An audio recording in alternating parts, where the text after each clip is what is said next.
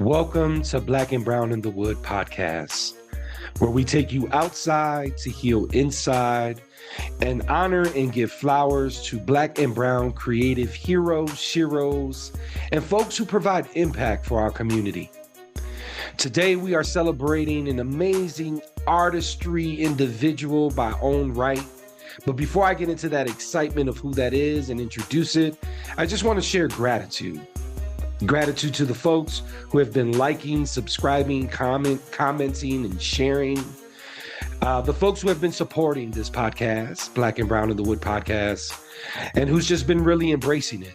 This podcast started as a very small idea in my mind that resonated to my heart about 6 years ago, and actually seeing it manifest. Yes, the power of manifestation, y'all. And going into my third episode, I just feel so grateful and humbled by the love that I'm receiving for it, but also for the individuals who have said yes. Who have said, yes, Adam, I want to get down on that. I want you to honor me.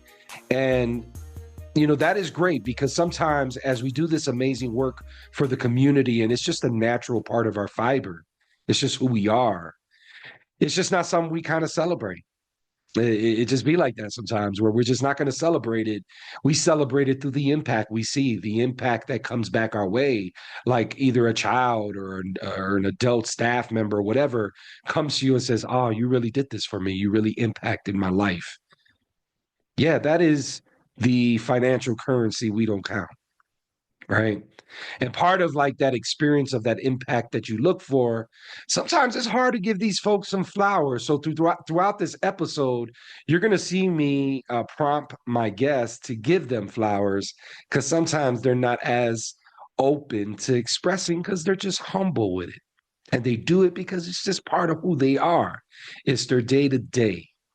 So big ups to Dr. Claire for representing January. Big ups to Coach Mike James for representing February. We are now in the month of March, which is a special month for me because it's my birthday month. It's my born day month. So I'm excited about that. But more importantly, the month of March, we are honoring just an amazing individual, someone who I've seen grown and done amazing things. I've seen many wins. I've seen some losses. I've seen many recoveries because this person rebounds. And the impact that this person provides for others is evident. You can see it.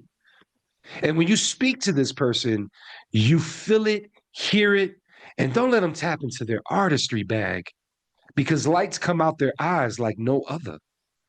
You'll see that. So in this episode today, themed, and I'm going to break down this theme, the mother, the healer, the artist, nurturing through creation. We are welcoming today a dear friend of mine, a fellow artist, an impact healer, and we're going to give them flowers. Let's give it up. Everybody, come together and get your virtual flowers together so we can toss them towards this person's way. And let's give it up for Miss Dion Victoria. I'm going to give you that round of applause, Miss Dion. Yeah, you know what this means. We're going to give you that round of applause. And Miss Dion, thank you for being here. Thank you for being part of Black and Brown in the Wood podcast. And thank you for joining this movement of taking people outside so they can heal inside. Welcome to the podcast. Let's go. Thank you for having me. I am so grateful to be here. A little bit about me. I am an artist, an educator, and entrepreneur. And of course, as you all know, I'm a mother of two beautiful Geminis. So it's not really two kids. Y'all know it's like eight. But yes, so happy to be here. And thank you for having me. You know, you mentioned about being a mother, and obviously you heard the theme, right? Your theme of this podcast episode. And really when I was thinking of a title for your episode, this one really resonated for me in the sense of like I always, you know, I knew you before you were a mother, right? And for the folks who don't know, I've known Miss Dion for at least over 10 plus years. And a lot of our connection happened in the outdoors, which is special. But I met Dion pre being a mother. And the amazing thing is I got to watch you become a mother. And in saying that, you heard this theme, I guess what was your initial feeling when you heard that theme and representing the many facets of Miss Dion Victoria? I've definitely felt like that's a mouthful in it on its own. So within, being a mom, being a parent, let's say this, if you are an active parent, if you are, engaged in your child's life, it is a lot of work. And so that on top of anything else is a lot of work. So um I felt like on one hand, that's a lot. On the other hand, that only is so much, it's only this much of who I am and all of who I am. So grateful to share those aspects of myself today. For sure. Yeah, and I think a big part of honoring you today, beyond giving your flowers for all the creations that you've done thus far, for the world, for yourself, honoring also just you, your foundation, right? The person you are, the elements that come with that. And yes, you're right. The mother is one aspect, of course. And in saying that, as you know, Black and Brown in the Woods was created through this just vision of what we saw, because you worked with me at summer camps and we visualized and saw many children enjoy themselves at camp. We saw many children sometimes not enjoy themselves at camp. But in saying that, one of the bigger things that I know I promoted for staff to work at camp and be involved was the impact. We used to say change lives, save lives. There was a lot of healing involved. You worked many roles, right? You were an art instructor, you were a program director, you did discipline, you did a slew of different jobs, as everybody does at camp when you work at camp. And in saying that, you were right on the front lines of seeing children grow. Saying that, there's a tagline that comes with Black and Brown in the Wood podcast: going outside to heal inside. I would love to hear from Ms. Dion. How does that make you feel when you hear that, right? What resonates for you when you hear that? Well, I mean, the first thing is my analytical brain kicks in and says, of course, you have to go outside to heal the inside because we get our medicine from nature. So every medication that you get over the counter it started from a plant. You got it from a plant of some kind, or sometimes even animal parts they use for these medications. And all of that comes from the outdoors. So that's the first thing that comes to mind. Of course, we got to go outside to go in and heal. But then on the more, I guess, metaphysical or spiritual level, when you connect with nature, there is an exhale that happens, whether you're going to the park in the middle of the city or you're going way out into the middle of the woods camping. There is a certain exhale that you can have because you have a peace of mind. The wind is blowing through the trees. The color green is associated with healing. The frequency of green, it also is aligned with the heart chakra, which is associated with healing. So all of this, you just to be surrounded by green, to smell the fresh air, the air smells different. So you're getting different, like there's a park here. I mean, I live in Inglewood and there's a park on 60 something in Racing. And I love going there. Actually, I wanted to do this episode there, but it just didn't work out that way. I love going there because as soon as you walk in, the air smells different. It's still the city.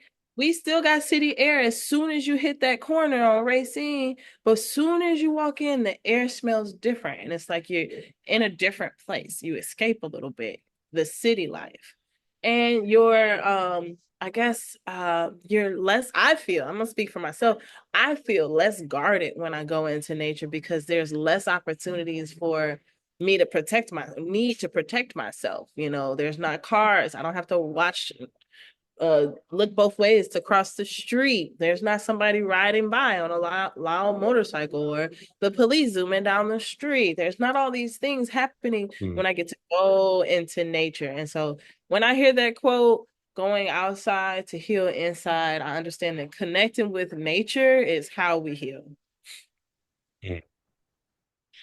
I love that, Ms. Dion. And it's very it's almost very comparative to the other two guests and some of the things they shared. Obviously, everybody has their singular view and how it resonates with them. But when you were speaking, I was visualizing it. I was visualizing, and that's Inglewood, Chicago, y'all. Just if you don't know, Inglewood, Chicago. And I was visualizing what you were saying, what you're sharing there, in the sense of like being in the pollution of Chicago and then entering this small space that provides nature and gives you this just clear air. It smells different, but also how much your senses, right, really kick off. And I think that's the unique thing about being outside to heal inside, and why I mentioned about our campers, because I witnessed that, from them going from maybe the city blocks, which benefit us because I definitely enjoyed myself as a youngin in the city of Chicago some summers. But the benefits of grabbing someone who lives in a city area and bringing them to a space of the woods, of nature, and giving them the greenery you're speaking of, right? Because the immediate thing you when you were speaking, and I recognized, and what I was visualizing was the colors and the things that you immediately or shared in the immediate part of this conversation. So in saying that, thank you, Ms. Dion, for sharing your thoughts about going outside to heal inside. It is an ongoing conversation we have with our guests, and I appreciate the gems you dropped in that one. We're going to go right into the 5 questions. We prepare 5 questions for you, and I'm really excited about this because, as I mentioned, Miss Dion, beyond just being the amazing artist that she is, the mother, and the healer, we're going to get to know all three of these through these questions. And the first question, we're just going to start off the bat. Who is Dion Victoria, the artist, the healer, the mother? Who is she? So I'm a child that made it into a big body. No, I'm kidding. Well, yes, and me as a mother, I could start there. I really want for my children to be able to do whatever it is their heart desires. So I really, when it comes down to parenting, uh, my goal is that they ask questions, that they feel comfortable speaking their mind, that they know that they are a leader, that they know that they are capable of accomplishing whatever they want, and that they know they have the resources, in reach. Everything is in reach. And so, we give them boundaries, they're learning chores and things like that too, but the goal is that they take over the household. Oh, my daughter, who's 4, washed dishes on her own. Nobody asked her to. She just said, "Hey, mommy, I washed the dishes," and I went and checked, and they were clean. So that was really impressive. And how grateful am I? Because I do not like washing dishes. It is like, I don't even want to go there. But the fact that they are actively picking this stuff up without me having to put some strict guidelines on them or anything like that, that's just a testament to what type of parenting we do here. I also want them to learn through exploration. So that looks like we take field trips. I try to take a field trip at least once a week. We go to the Garfield Park Conservatory. Sometimes Honey takes them to the planetarium. Sometimes we just go have fun and go play arcade games. But sometimes we go on trips and we go mining for crystals. And sometimes, so I like to engage their minds in the world around them.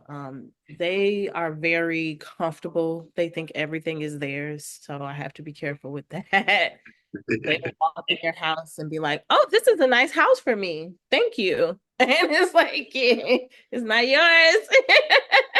But they're very comfortable in that space. So that's me as a mother, just always making a way for my children to feel safe, to feel comfortable, to be who they are. As a healer, I know that healing starts from within. So I actually do a lot of my healing work on myself, with myself, through myself, for myself, before I do anything for anybody.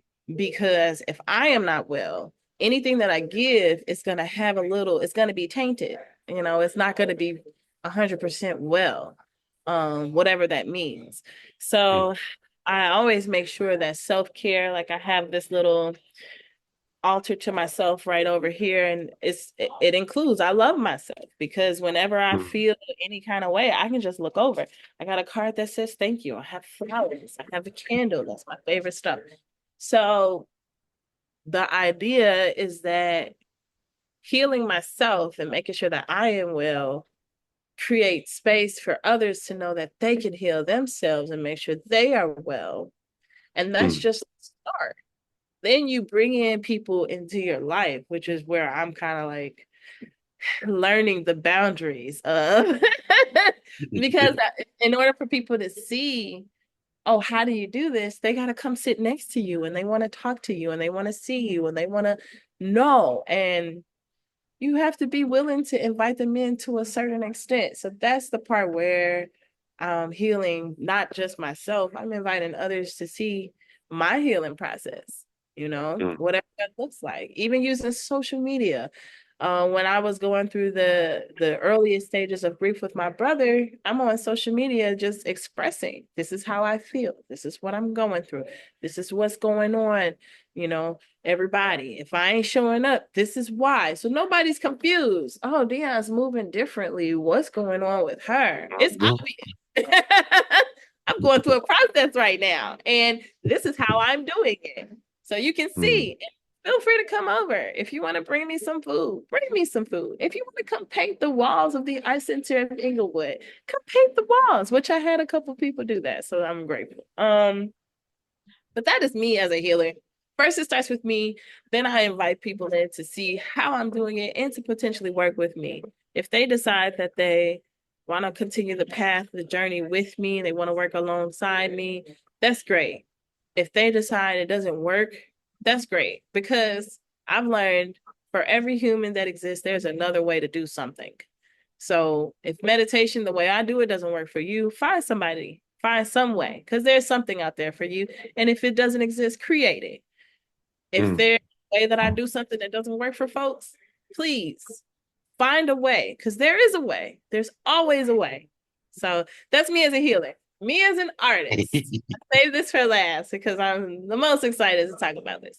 Me as an artist, it's a mixture of being very creative, having these really grandiose ideas of what can be made and what already exists, and being very analytical, having a procedure, a step-by-step guide, painting an eye in 7 steps. I literally can get anybody to paint an eye in 7 steps. You can follow me and do it if you want to paint the eye. So just balancing that logical, analytical side of myself with that very creative and outgoing side of myself, that's me as an artist, just doing the balance work. I love to do commentary on what's happening in the world, through the lens of a Black woman, through the lens of a mother, through the lens of a Southside Chicagoan, through my own experience I like to create, but I also like to be an observer and see what's going on in the world and the culture and apply that to my art as well. So that's me in a nutshell.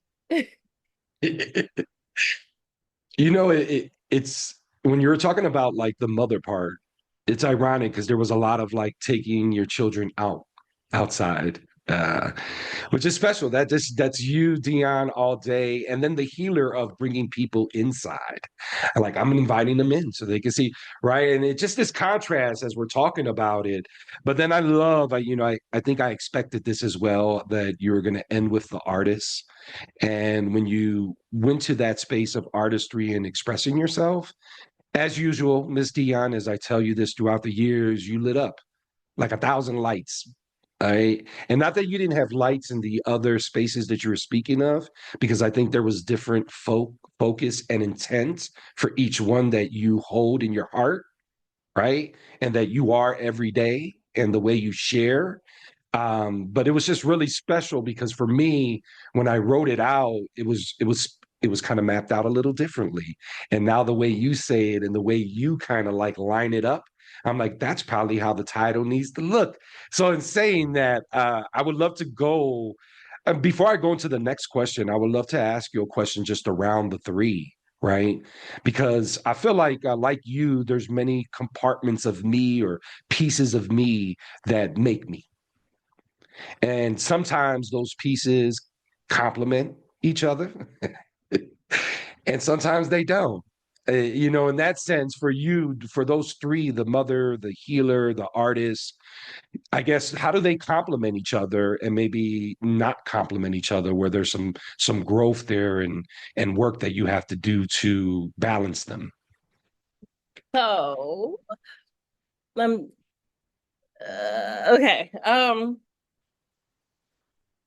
We're gonna start with the mother again. And I'm gonna compare the mother and the artist. Being a mom is every day, 24/7, 365. And even when they're not in your possession, not in front of you, you're still like, are they okay? Do they need anything? Let me make sure they're okay. Did they make it to school? Did they do their homework? So sometimes being a mother, it can be a very creative space because one, if you are never a mother, the first time you're a mother, you are making all of it up, no matter what books you read, no matter what classes you took, no matter, even if you were in therapy, like none of that matters when you have a child and you have this little person and you're holding them and you're like, okay, now I have to do the things. It's just you take everything that you had, all the resources, and you make it work. And sometimes you have to get very creative. So being an artist can support that. But sometimes motherhood can infringe on your creative time and your ability to make. So that was one of the things when I first had my son, I had to let go of this idea that I don't have time to make art. I have to make art for my own mental health, for my own well-being. I have to make art. So if I'm going to be a happy mom, I have to figure out how to balance being a mom and being an artist. Then goes into that healer space. I think it's natural for most mothers or for most motherly type of people, because sometimes you might not become a mother, but you have that motherly energy. It is natural for those folks to move into the space of a healer because you want everybody to be well. You got the mommy energy. You want it just like you want your kids to be well, just like I want my kids to be well, even my pets. I want them to be well. So that means I'm going to carry that energy out into the world. I want everybody to be well. I want to provide opportunities for people to get their wellness, whatever that looks like. Sometimes though, again, being a creative gets infringed upon because I'm spending time going out, inviting people in. Hey, Deanna, I want to talk. Okay, let's talk. I don't have time to write a poem if someone's talking to me. Or, yes, I can make my visual art, but do I have the peace of mind I need to do that? I don't know. So that is kind of like the balancing act that we have to work on as healers, as mothers, as artists. It's definitely a balancing act. And sometimes the the I'm not going to say the more important, because being a healer, being a mother is important, but also I was born an artist, so that's very important to me. But those things, being a mother, being a healer, sometimes puts being an artist on a back burner. Mm-hmm. In those times, yes, it's a challenge. It's a deterrent, right? But it's my job for my own healing to make sure that my artistry is happening. So whenever I'm like, okay, it's been too long, I make sure when I'm teaching the class to make some art. The kids are gonna get what they're gonna get. Here go the materials. Go, y'all gonna get this art. We just making art today, y'all. I literally did this yesterday. I said, here's the materials. Show me your sketch. Once your sketch is confirmed, take what you need. I'm over here. I'm chilling. I'm making some art because I need to. And it was very therapeutic for me. And the kids actually calmed down and we were all having a good time with some tunes, and they were able to complete some things and I was able to complete some things, and they were able to talk about their art and I was able to talk about my art, and I got the fix I need while being the healer, while being the nurturing type. So yes, it's definitely a balance act, and if you don't balance it, they will infringe upon each other. It's all that balancing, and that's what it was speaking to me as you were sharing that, the whole balancing act of the three, and in life, as a parent. But also what stuck out for me, Miss Dion, is that you're still doing for others. Like, although sometimes it might interfere with some of the artistry pieces and things like that, it doesn't stop you to continue to help others.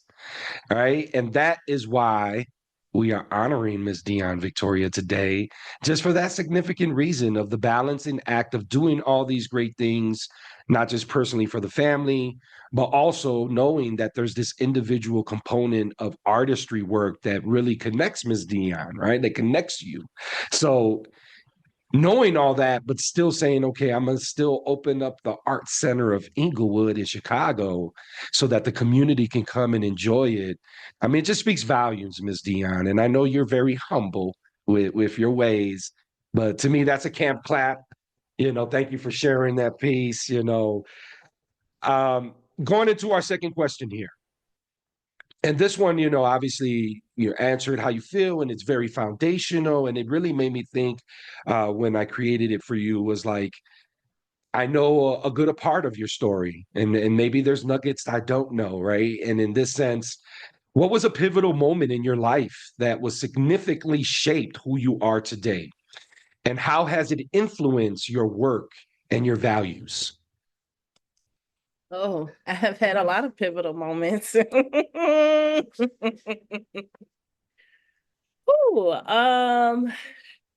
do I have to name just one, or can I name like three? This is your show, Miss Dion. You name as many as you want.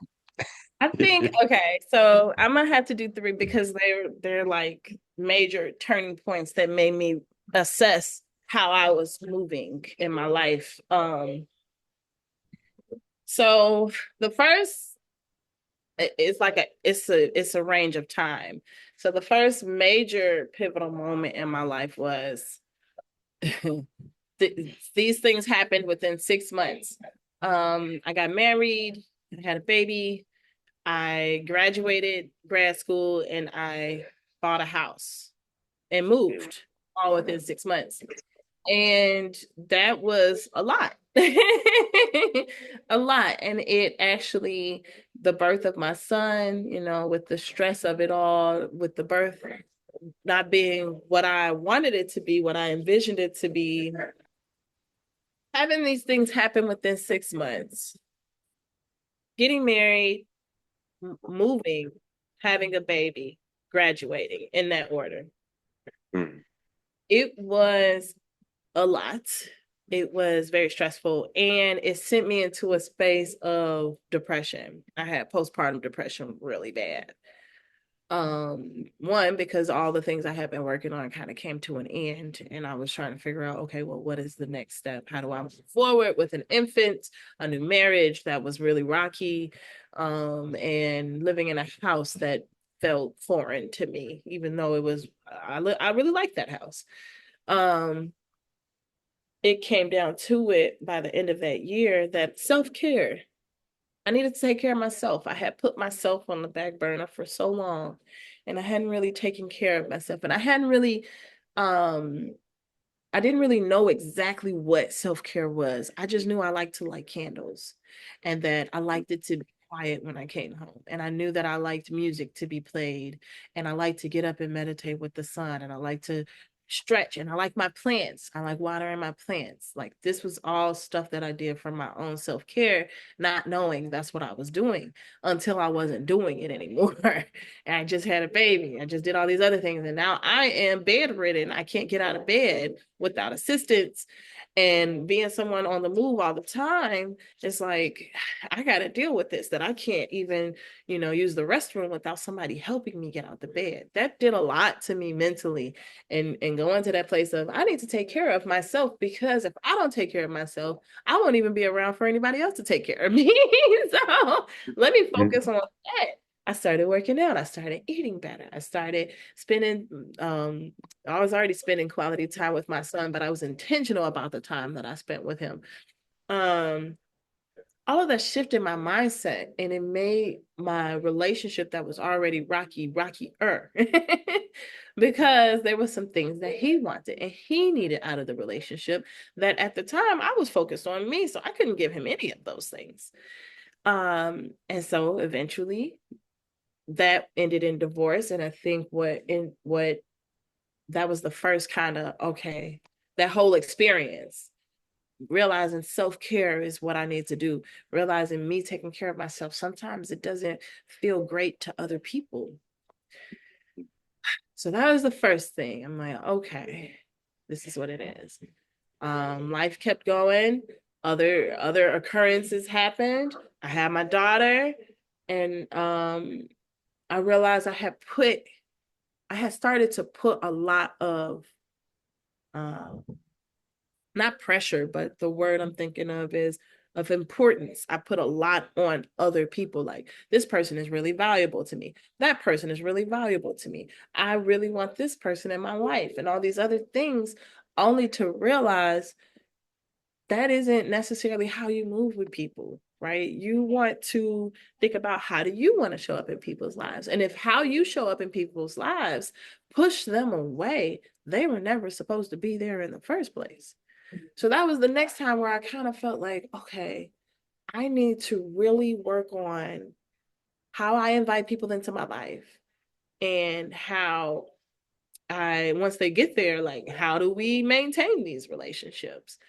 So when I looked at my life that way, like, okay, literally came up with a procedure on how I meet people. And now I'm converting this not only for like romantic relationships, but platonic relationships too, where there is a waiting period. There is a time at which we got to get to know each other. And even when we get to know each other, there are certain questions that need to be answered accurately, honestly. They need to match my answers. If they don't match my answers, then we're not of the same tribe, and that's cool. It's not a problem.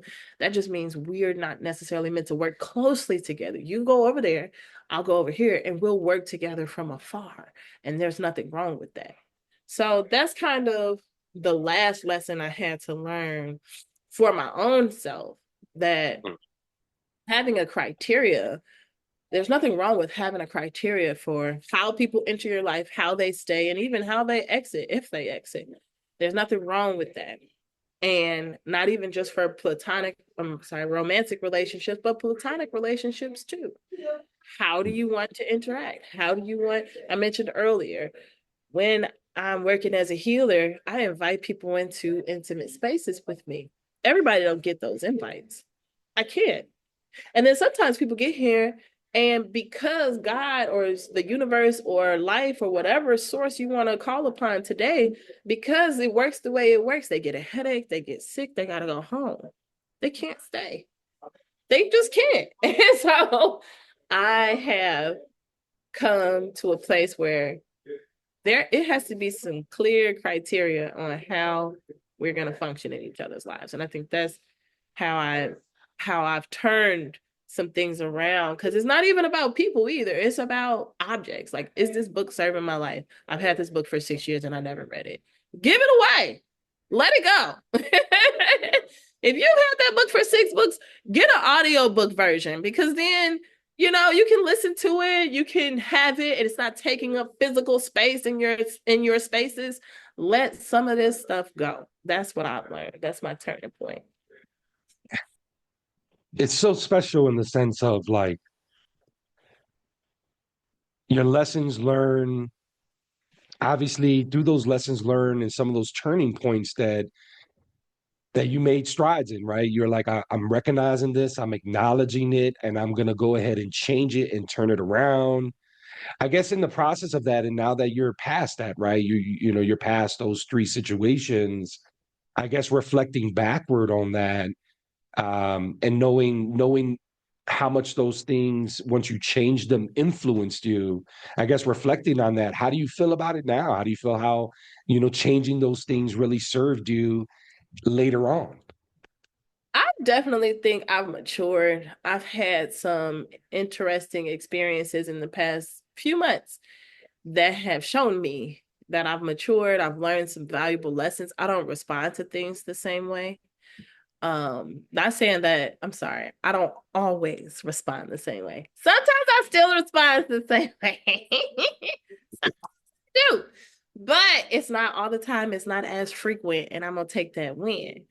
Um, just I think one of the things we need to do more of is acknowledging our growth. And I can acknowledge my growth, even though part of me is like, but you're still working on this. And it's true. I'm still working on those things. And I don't know when I won't be working on those things. But I also have to acknowledge that, for example, back in 2011, I got home from camp and got a letter from the bank saying my account was overdrafted and they were charging me $35. Had a meltdown. I literally like fell on the floor. Oh my God. I had a whole situation in December that kind of mucked up about $10,000. And I did not fall out. I did not have a meltdown. I am so proud of myself. I didn't. I didn't. I think the third or fourth thing that happened, I shed a tear or two because I was like, I don't know, God. I don't know what you got going on. I don't know. And literally the next day it was resolved. I was like, you just wanted my tears? Is that what happened? Because I was doing really good at restraining myself. But you just wanted tears. That's what it was. And so yeah, I see the growth. I'm grateful for it. Honoring it. I'm honoring even my younger self who was not this way, right? Like I needed to be that way so that I could learn to be this way. So yeah, that's my answer. And once again, it speaks to who you are, Ms. Dion, and the person you are. And I appreciate your vulnerability and just sharing some of those challenges, right? That all of us go through in our own different ways, but being vulnerable enough to share it and process it, right? Because we're processing with you as you're thinking and sharing. But also realizing that there's some results at the other end and just giving those beautiful examples you gave, right? Like I used to flip out in these moments. I did it now. And the beauty of that is that self-acknowledgement you share, just almost giving yourself a pat on your back, like, man, I didn't freak out on that one. Thank Jesus on that. And it really goes to my third question here, Ms. Dion, and that is, how do you stay motivated and inspired, especially during adversity or self-doubt? So one of the things is actually doing what I say. No, I'm just like, I look at my life and I very strongly remember my childhood. I remember dreaming about the life where I was going to have, and still I want this. I still want this. I don't care what it takes. An otter tank. I want a tank with otters in my living room. I know it's ridiculous, but I want it. And I wanted it since I was a child. But what Okay. I'm getting at is like, as a kid, I had all these dreams, and as an adult, I'm doing it. I'm keeping my promises to myself. So it's not hard to stay motivated in those days where it's hard, it's everything's hitting you left and right. Last week was the most, talk about a week of pivot. I am still in the belief that I need to play professional basketball. How much pivoting I did last year. It was like, okay, and pivot and pivot and pivot. And I was like, man, I really handled that very well. I am seeing my dreams come to fruition. So I can look at little Dion and say, we look what we did, girl. Look. And she'd be like, oh, you did it. I'm so happy. So satisfying that inner child is one way that I stay motivated. Another way that I stay motivated is reviewing the tape. Mm. How many kids have I been able to reach? How many kids told me, I appreciate your presence? How many kids were able to tell me something I taught them without me guiding them through the process of telling me what I taught them? How many adults, how many people have literally said with their mouths, I am so happy you exist. I am so grateful for what you did today. Dot, dot, dot, dot, dot. When I look back on what I've done with my life, I know there's a lot of people who appreciate what I've done. I'm getting emotional. I'm sorry. I'm trying to keep it Take your together. time. Take your time. Take your time. There's a lot of people who are grateful that I even just that I exist, not even that I've done something for them that I know of, but that I exist. Mhm. And that ain't for no reason. That's because of the work I've done. That's so anytime I'm like, I don't feel like it, I have a wall with a few quotes that people have handwritten. So it's not even my handwriting, it's not a printout, it's their handwriting. I can go look at it and say, that's right. I did reach that person. I got pictures that people send me of their kids, of themselves. I keep these things around me so that when I'm like, another grant, I gotta fill out another one. Like, I can do that. Didn't fill out another grant. I don't want to. It might be due today. But guess what? It's gonna work. It's gonna work. So that has been my motivation to keep going. Um, reviewing the tape, acknowledging that little Dion is satisfied, and then just my home, my spaces, my art center, this art center of Inglewood. My car is paid off. I know that's random, but it is. That's a big deal. I don't pay a Mhm. lease or a monthly payment. It's been paid off for like years now. And I have support from the community. I have all these people that just are present. I have all the things I need. I'm in the best relationship of my life. I have beautiful children. I just do inventory. And I can say, you know what? I don't feel like it. But it's the feelings that tend to get in the way of success. So when my feelings are not aligned with me succeeding that day, I go back to self-care, but I also acknowledge, hey, you are satisfying little Dion. You could take a nap. That's okay. She is satisfying. You know what? You have all reached all these people. It's okay to take a break, but make sure you come back to this. Don't lose your motivation. And you know what? Take inventory. What have you completed? Look around. Where did all this art come from? Where did any of these things came from? It came from you putting in the work to make it happen. So those are the ways in which I stay motivated. I just reflect what I've done and make sure to keep doing it and not let my feelings get in the way. Well, first, this is a safe space as always, as you and I speak and talk. So appreciate the vulnerability.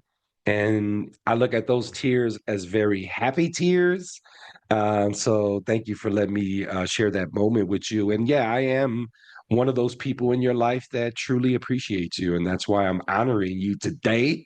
And I love the reminders, the reminder to little Dion and vice versa, right? I'm sure there was messages little Dion sent to now Dion that were manifesting back then, right? And I think that's the beauty of just having these conversations, being able to share through processing. And, that's what Black and Brown in the Woods is about. It's about having these creative, healing conversations that allow us to just like peek in a little bit on these artists and these humans who do amazing work. And yes, I didn't share all the accomplishments of Dion. There's many there. But I'll share one thing that I truly admire of Dion, as I am an elder to her, respectfully, um, is that I was always impressed with you, Dion, in the sense of getting things done at an earlier age, way earlier than any age I did it in. I mean, just the fact that you just went and got and not just got, because it took a lot of blood, sweat, and tears, but the Art Center of Inglewood, just that right there. Come on. You know me and all the dreams and aspirations I've had in my life, and one of the biggest ones was having my own camp, right? And I had many times that it might have happened, could have happened, but it didn't. And maybe that's just my destiny, right? And maybe my little Adam didn't talk to my older Adam enough. But in saying that, I really admire just the way you go get it, like your drive, and just I'm gonna get that done, and that right there speaks to the mother, the healer, the artists, and just nurturing folks in your community, yourself. And we all know, like, no one's perfect. We know that. And I never bring folks to Black and Brown in the Woods because they're perfect. Everybody has their own growth areas and things that they work on. But what I love about the people I bring through Black and Brown in the Woods podcast, they'll own that. And then they'll also share the examples of how they got over it. So thank you, Ms. Dion, for sharing in that way, because I know you, right? But this is such a beautiful conversation in the sense of people hearing other people speak and getting a peek into the mind of a creative artist like you, because you said you were born an artist, and I totally agree. 100%. Miss Dion was born an artist, and an artist in myself, as I am one myself. There's just like-minded pieces. So we're getting to our fourth question here. And this one, for me, it really, when I think of Dion, Miss Dion, Victoria, and the person I worked with over the years, and just the person I am, for my listeners, if you don't know, I'm eccentric. So that means my energy invites other eccentric energies. And I am also a protector of eccentric folks too. And, in that sense, sometimes the most understood sometimes get misunderstood. So in saying that, I am one of those artists that I have a way of approaching things, and I'm a visual person, so that means I have to catch people up to where I'm at. I tend to live in the future with my thoughts and the way I think. So in this question, it is, what is one thing you wish more people understood about your work and your creative process? And take that whichever direction you want, Dion, however you want to answer it. I'm trying to decide. I might just handle this question from multiple angles because I think that's the easiest route. One, as a nonprofit founder, as a business owner, as a mom, as an artist, I'm sure people understand that it's a lot of work that goes into each of those titles. So that I think we can all agree, all of those titles carry a lot of work. I don't necessarily have to say that. What people don't know is that a lot of the work is very similar. So like being an artist, you got to be a business owner too. And when you're a business owner, sometimes it feels like you're for profit, and sometimes it feels like you are not for profit because there is no profit. But I think what I would want people to know the most about me is a lot of what was already said. I work very, very hard. And I have high expectations because of how hard I work and because of the expectations I have of myself first. Most people get to meet my external expectations of what I have of others, but they have no idea where my expectations are for myself. They have no idea about the grace that I give most people more than I give myself. So I think one of the things that I would say is if someone ever meets me and their reaction or their response to who I am and how I function, oh, she's too tough, she's too hard on anybody else, then please understand I am harder on myself than I am on anybody else. And I can take that to the bank and cash it. The reason why I get so much done is because of how hard I get on myself. If Dion is being hard on you, best believe she's being way harder on herself. So cut her some grace. And if you need grace, just ask. I'm a Sagittarius. You can talk to me. You might not like what I say back. What I want people to know about me, Dion works very hard and is working on giving grace to herself and to others. Dion is not hard to talk to, although it may feel that way. Just talk to me so that I can reflect on myself and understand where you're coming from, and we can come to a middle ground, because I definitely believe that conflict is healthy as long as we handle it in a healthy way. And the last thing I want people to know is, I mean, I'm a pretty happy person most of the time.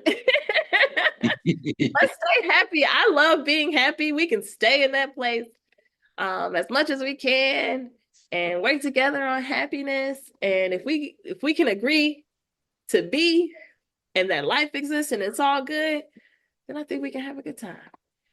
Mm.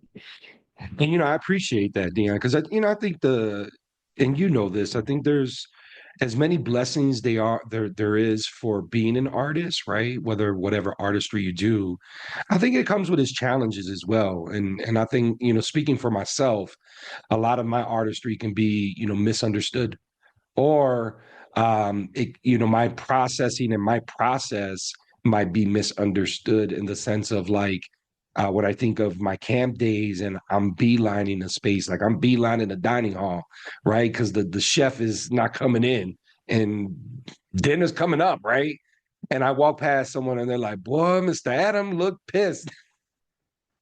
Right? I'm in my process. I'm just like, all right, I got to process. I got to feed 100 campers. Right, and sometimes it can be misjudged or like seen in a certain way. And what I learned, and you were one of the people, and many other people who worked with me, especially my leadership staff, was to be more mindful of my face, my posture, right? Like Adam, be mindful of that. You come in looking a little, and what you shared in that one, like your process, being a communicator, being an open communicator, but being an honest communicator, right? And those processes of how you do things, I think just speaks once again to just the artist you are, right? How you look at it, view it. And I think like the folks who really, I speak for myself, the reason why I jam with you so much is because of the artistry side, right? And as a fellow artist, I might have a different understanding of those ups and those movements and those ideas and those maybe just quick movements that don't feel great for others, but in our spirit it was the right move, right? In saying that, part of the questions and the way I wanted to bring them to you was so that we can get all the different sides of Miss Dion. I wanted to give like a bonus one real quick before we get to our fifth question. And I guess it's about speaking of the healer and the community advocate that you are. Coming from the camp space, community is a big thing. That's like we thrive off of that.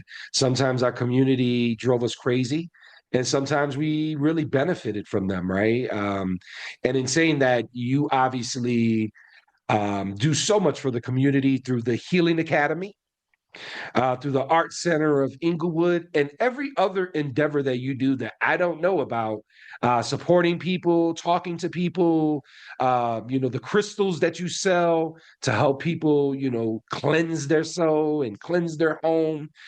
There's so many things that you do in that space for others, right? And I know for many years I thrived off of that. That was a big passion of mine when I ran camps, to the point where I would have dreams a month before camp will start, and they're just dreams all about camp, because I just couldn't wait for that impact, right? I thrived off of it. And I guess for you, Ms. Dion, in the bonus question space, like, what is that impact for you, that community impact that you provide, that healing? You're creating all these movements, from the Healing Academy to the Art Center of Inglewood. I spoke to Miss Lena. She talked about the caretaker event where you guys take care of caretakers. Like, come on, y'all sitting here taking care of caretakers, the people who usually are always taking care of someone else and maybe not being taken care of. And the Healing Academy hosts events to take care of those people. Like, and I know that, you're the main visionary, so different ideas come in. So I'm not claiming ideas that are all through Dion, but Dion, Miss Dion, you are the vessel. for all those things. Just like I was the vessel for everything that happened at camp, those relationships that connected. When I see pictures of staff that met each other 15 years ago and they visiting each other at this age, right? That makes me proud. I take that as a win. I'm like, win for me. I was a vessel to that. That took a while to get to that realization. I used to not think that way, right? So I guess for you and all the things that you do for the community, the healing that you provide, your why, right? The why you do it. I guess why is it so important for you to continue to do this impact for the community, especially for a beautiful neighborhood like Inglewood that has so much like ignorant stigma to it? And it's such a beautiful community. My why. Okay. I have a few different whys for the different things that I do. Being a teacher, being a presenter, whenever I have to get up in front of a bunch of people and leave them with some knowledge or life skill or something. My aunt, Lillian Prince, who is no longer with us in this plane, she was an educator. And one of the things that she said that I've heard so many times is that if you can reach one, that's it, just one, you've done enough. And so every space I go into is I just need to walk away with one. That's it. It could be 500,000 people there. If I can reach one, I don't need, that's it. That's all I need. In addition to that, so that's the one part. Community organizer, we can get over our feelings to work together. I want to spread these ideologies. If I can just reach one, that would be great. The why of the Healing Academy is because I needed it first. It's because the people that runs the organization, we needed it first. And if we need it, that means somebody else could use it, and we're going to make it available to everyone. The caregivers event, that's because Lena is a caregiver and she needs it. So we're going to start by making sure she is served so that she can serve others who are like her. Mama Tess came with the ancestors in training. She wanted to reach the seniors or the elders, depending on who you are, which word you use. It doesn't matter. Those who are older than us, who need some support, and what they're going to do when they make their transition and become an ancestor. Me, I'm a mom, so I'm going to always be looking out for the moms. Always. I'm an artist. I'm looking out for the artists. If you're a business owner, I'm looking out for you. I'm going to make sure there are opportunities for you to do what it is you came to do. And then as a mother, as a nurturer of the community, I am always looking out for the kids. They come first. I should have said them first, because the babies is the ones that's going to take over the world when we are no longer here. So they need to be healthy. They need to be able to stand on my shoulders and be taller than everybody else in the room. So my why, first, and let me reverse it. First and foremost is the babies, because even as a kid, I was defending other kids. That's just who I am. The only fights I got into as a kid, and they weren't really fights. It was more like a scuffle. And the only time that happened was because somebody was picking on somebody else that didn't even have nothing to do with me. Mm. It was like, no, you're not going to pick on this person. You're not bullying this other kid. I don't care who you are. So that's who's important to me, first and foremost, are the children.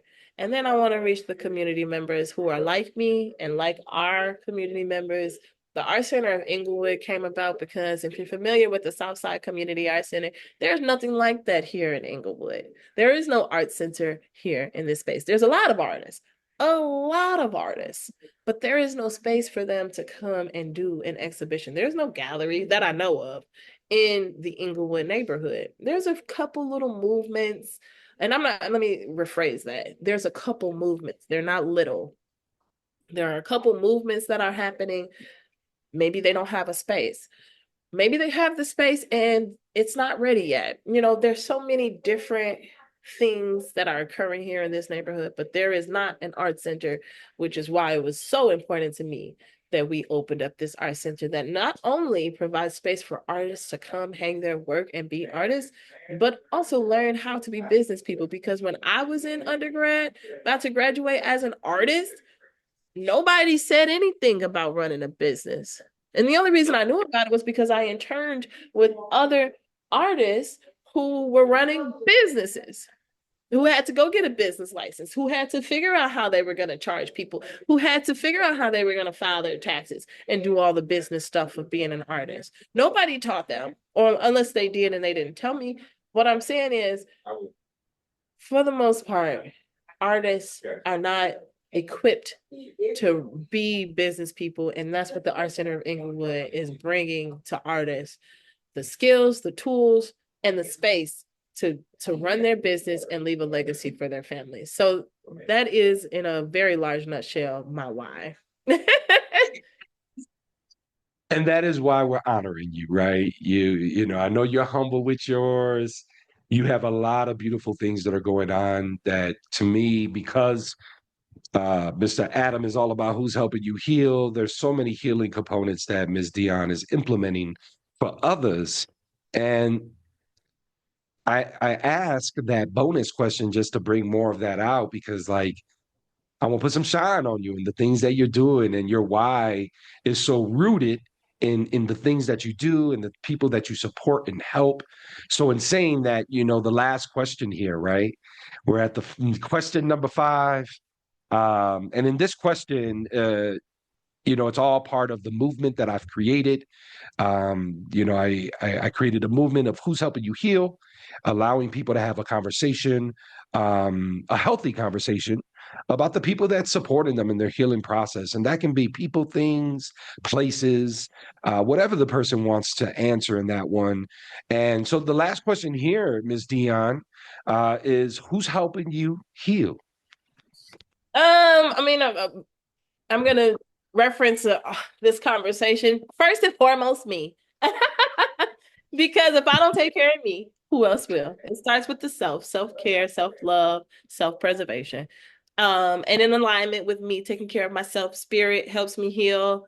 God, universe, the whatever you want to call the one thing that we're all attached to, that provides the resources for me to heal. So the resources are provided.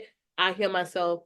Being in community, being around my family, being around my friends, being around my loved ones, that is healing. Last night here at the Art Center of Inglewood, the Healing Academy hosted a sister circle. I was exhausted. It was a long day. It was a very long day after several long days. So I didn't have any energy, and I just kept praying as I was on my way back to the Art Center after teaching a class. Oh, I hope I can muster up the strength. I hope that I can get the energy I need, so on and so forth. I got there, and literally just sitting down and taking a few breaths with my sisters, I had energy come back into my body. So I knew holding this space is giving me space to heal. So my sister circle, my community, my friends, my loved ones, my family, myself, the universe, God, and the community. That feedback I get sometimes is instant gratification when someone says, "Thank you so much for hosting this. I really appreciate that." We had a girl last night, just met her last night. "Thank you so much. I needed this. I didn't know I needed this." Another girl, "I'm always hosting the sister circles. It's so nice to not be the one hosting and to just sit back and receive. This is awesome." Instant gratification, instant healing, instant satisfaction, because I know the work that we do, as heavy as the lift can be, it is reaching the people. And so they are helping me heal as well. I love that, Ms. Dion. Thank you for sharing that. Thank you for all of your vulnerability through this episode. You know, for me, it's an honor, right? I have a lot of love for you, as you know that. And today is about giving you your flowers, honoring Ms. Dion Victoria for all the amazing things that she does for others. That's what Black and Brown in the Woods podcast is about.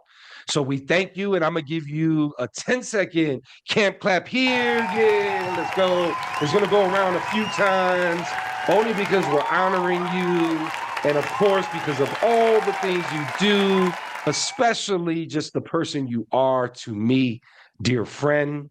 And of course, the theme of this, as I remind people at the end of our episode, the mother, the healer, the artist, nurturing through creation. This was Black and Brown in the Woods, episode number 3. We will be honoring Dion Victoria for the entire month of March. We will be plugging different parts of this episode, but more importantly, plugging all of her work, all the amazing things that she does for the community of Inglewood, the city of Chicago.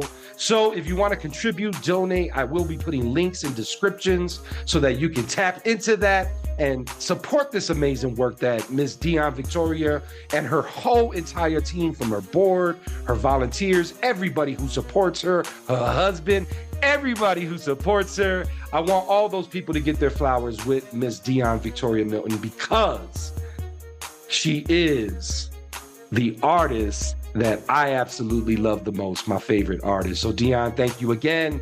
Listeners, please comment, like, subscribe, share, do all those great things for this episode, as you know, because we do one a month. So next month, in the month of April, we will be honoring another individual, and you will see who that is. I'm looking forward to bringing that out, rolling that out for you folks. So in other words, make sure you go outside to heal inside. And those last words is, who's helping you heal, y'all? Peace.